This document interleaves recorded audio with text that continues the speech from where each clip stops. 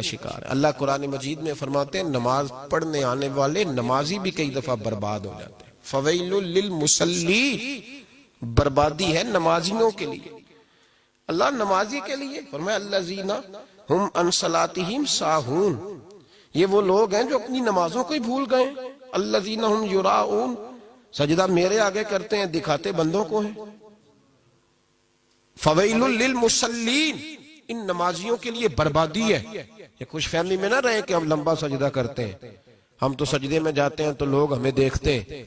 भाई नहीं, तू खुश फहमी का शिकार है। इस चुंगल से बाहर निकल, एक साइड पे हो, तुझे पता चले तेरी हैसियत क्या है। आजिज़ी इनकिसारी और चीज का नाम है, और चीज का नाम है। और तकब्बुर और गुरूर में मुब्तला रहना और खुशफहमियों के जंगल में अपने आप को मुसाफिर रखना और कहना मेरी बड़ी बात है।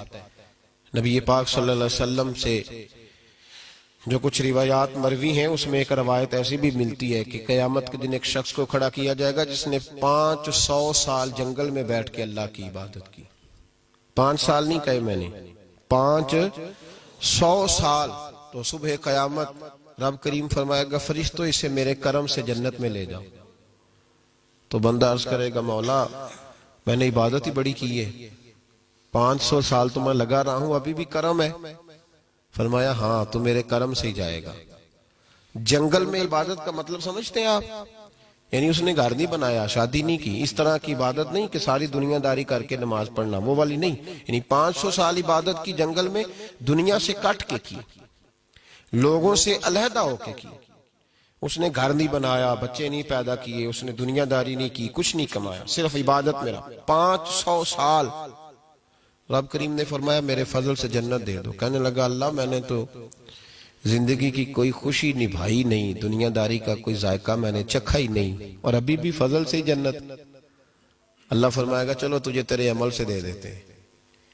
फरमाया इसकी 500 साल की इबादत रखो तराजू के एक पलड़े में, और मैंने इसे जो 2 आंखों की नेमत दी है उसमें से 1 आंख की नेमत रखो तराजू के दूसरे पलड़े में। अब तोलो कि मेरी 1 नेमत का भी शुक्र अदा किया कि नहीं किया। अब जब वो 2 नेमतें तुलने लगी तो 500 साल की इबादत एक तरफ रह गई। दोनों आंखों नहीं, 1 आंख की नेमत का अजर एक तरफ रह गया। तो रब करीम ने फरमाया 500 साल में तो मेरी 1 नेमत का शुक्र अदा नहीं कर सका, तो इबादत तो आगे की बात थी। पकड़ो अब इसको और मेरे अदल से जहन्नम में दाखिल कर दो। उठाओ तो रो पड़ा, कहने लगा खुदाया माफ कर दे, तू मुझे अपने फजल से ही जन्नत अता फरमा। इसीलिए तो मियां साहब ने कहा था अदल करें ते थर थर कंबन, मामूली वाला राशा नहीं, थर थर कंबन उच्चियां शाना। बहुत सारे मेरी तरह के जुब्बा और दस्तार में लोग हैं, डर आता है कि पता नहीं सुबह कयामत पर्दे खुलेंगे तो बीच में से क्या निकलेगा। अदल करें ते थर थर कंबन उच्चियां शाना वाले, तेजे फजल करें ते बख्शे जावन मेरे जय मुंह काले। भाई खुशफहमी के चुंगल से बाहर आए, बाहर आए। जो लोग ड्यूटियां करने वाले थे वो ड्यूटियां करते रहे, उन्होंने खुशफहमियां नहीं दिखाई कि बड़ा बड़ी बात है जी, क्या बात है, किस तरह का रवैया, किस तरह की अंदाज है। वो लोग अपनी हैसियत में रहे और हकीकत की तरफ उन्होंने देखा कि मैं जो हूं मुझे उसका पता है, मुझे उसकी खबर है। तो लिहाजा ये खुशफहमी जो हमें बड़ी जल्दी हो जाती है ना, नमाज पढ़ के, इबादत करके, दाढ़ी रख के, रोजा रख के हम बड़े इबादत गुजार, इससे बाहर आए, इससे बाहर निकले, हकीकत की दुनिया में आके खड़े हों और अपनी जिंदगी की कोताहियां और नेकियां कभी इकट्ठी शुमार करके देखें, फिर देखें आगे कौन सी चीज निकलती है। और उसके साथ जो सबसे जरूरी चीज है वो ये है कि अपने आप को तब्दील करें। खुशफहमी रहेगी ना तो नुकसान होगा।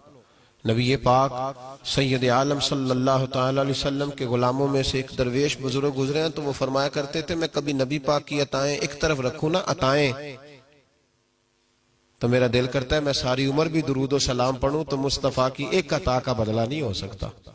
सारी उम्र भी दुरूद पढ़ता रहो तो हुजूर की एक अता का वो जवाब